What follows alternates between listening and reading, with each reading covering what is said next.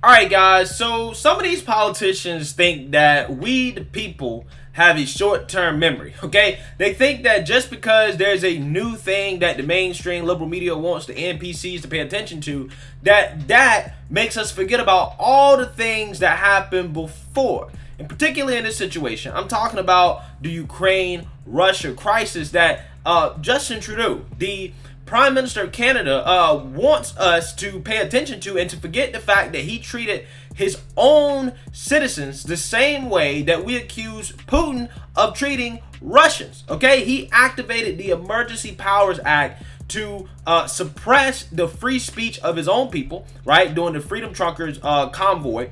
He used the financial aspect of this to freeze people's assets, to confiscate assets, to do things that a dictator does, to do the exact same things that we accuse Putin of doing, right? And then he turns around and goes and calls Putin a dictator and talks down on Putin, talks bad about Putin, as if he's not doing some of the same things. However, some people aren't having it, okay? Particularly some members of the European Parliament who gave Justin Trudeau a piece of their mind when he tried to show up to their crib, right, and tried to lecture them on what is going on with Ukraine and Russia. And with the Prime Minister of Canada, the way he's behaving right now, he's exactly like a tyrant, like a dictator.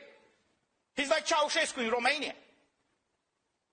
If even you doubt, if you raise doubts about the vaccines, you're outcasted. What's the difference between what he does and what happened under the Inquisition? See, on one side they say, well, we should not believe in God, but on the other side they say, believe in science. We don't have to. Science is not about belief. Science is about measurements, conclusions, hypotheses, and arguments.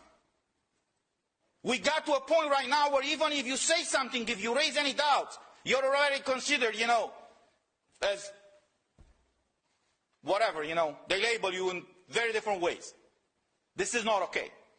And I have to tell you, that when I saw the protest in Canada, the way the truckers over there reacted, I got in touch with some of them, others contacted me, I congratulated them, and I want to use this opportunity to thank them.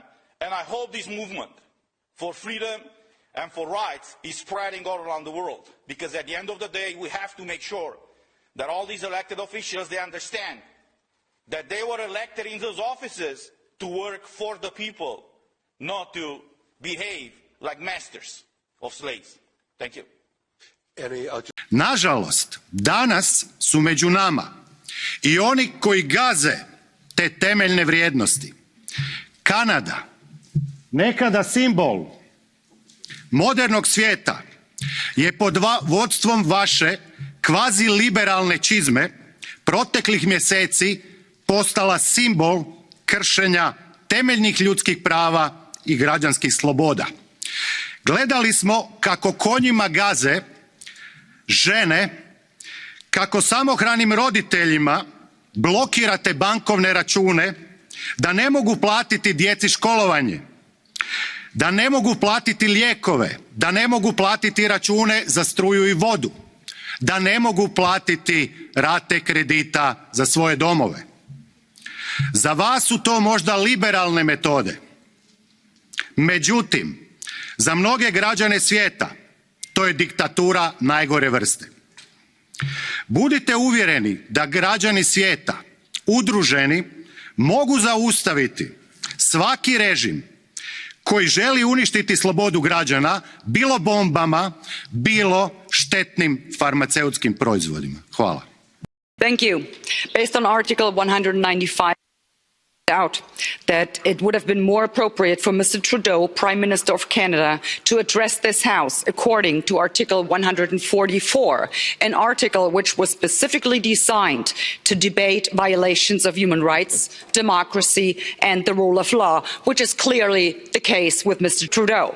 Then again, a Prime Minister who openly admires the Chinese basic dictatorship, who tramples on fundamental rights by persecuting and criminalizing his own citizens politicians as terrorists just because they dared to stand up to his perverted concept of democracy should not be allowed to speak in this House at all. Mr. Trudeau, you are a disgrace for any democracy. Please spare us your presence. Thank you. Yeah, so bro thought he was going to show up and everything was going to be all Gucci, right? They thought he was going to get some hugs, some handshakes, you know, a warm welcome. Nah, that's not what he got.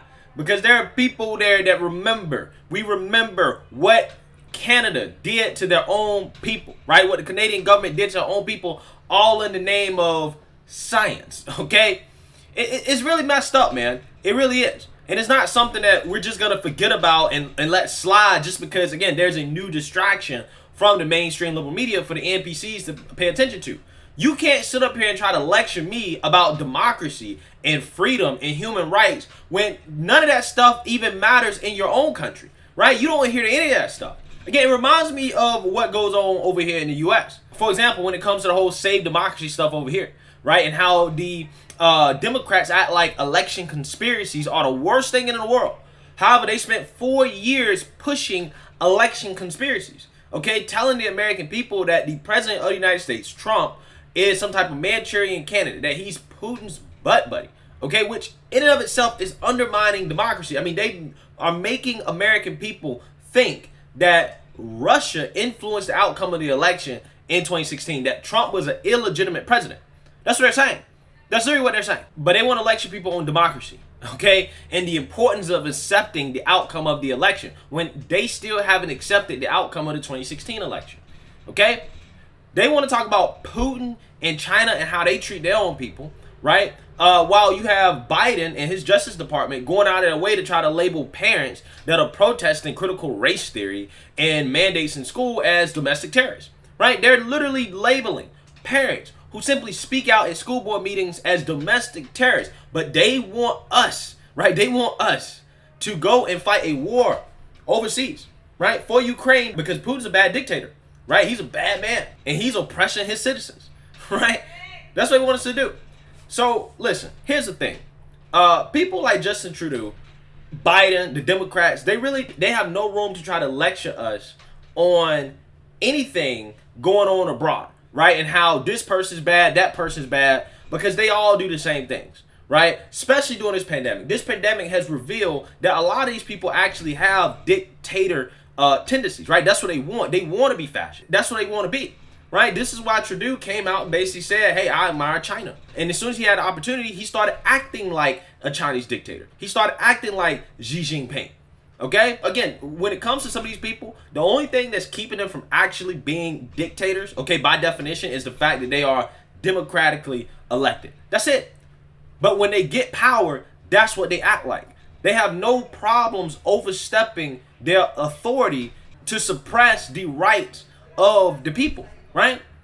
We've seen it. This pandemic has really revealed who a lot of these world leaders are, right? Who they actually are, okay? They're tyrants. They're tyrants. They're no different than the Putins, the Kim Jong-uns, the Xi Jinpings of the world. The only difference is that they're democratically elected, right?